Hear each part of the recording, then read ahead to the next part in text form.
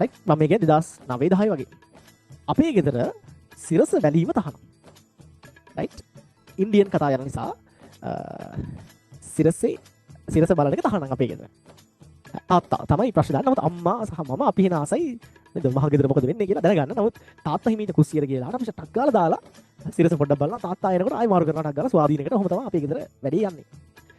එක දවසක් අම්මයි තාත්තයි දෙන්නම කුස්සියේ ඉන්නකොට මම දැන් සාලේ තනියම ඉන්නවා මල්ලි පොඩි.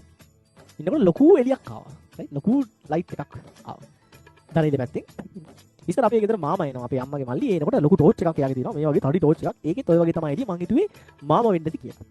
ඊට පස්සේ මම ගිහිල්ලා දණහිඳ ගාවට ගිහිල්ලා පොඩ්ඩක් බැලුවා. අම්මට සිරසේ. හරිද? විශ්වාස කරන්න. වරද මේ කියන්නේ හරිද? ඇත්තටම සිරසේ. රයිට්. අක්කාලා ගියා ටීවී එක ගාවට දැම්ම සිරස. දැන් මට සිරසේ උනාට දයි දන්නේ. හරිද?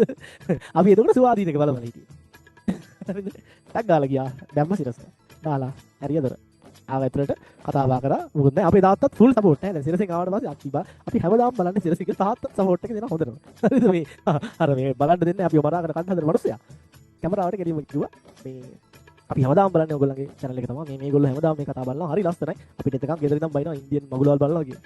අපිට අවන්නේ අපිට අවන් එකක් හම්බුණා. අපිට චොක්ලට්ස් හම්බුණා. ඔය තේ කොළ වර්ගද ලා ඕජි හැම වර්ගෙම එන්න ගොඩක් හම්බුණා.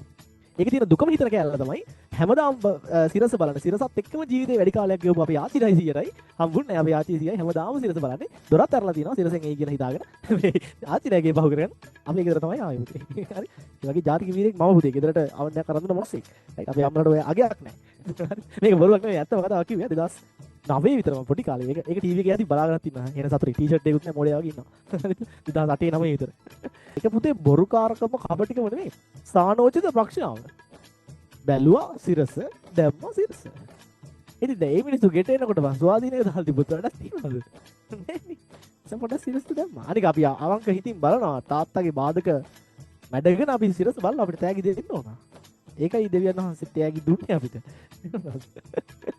රයිට්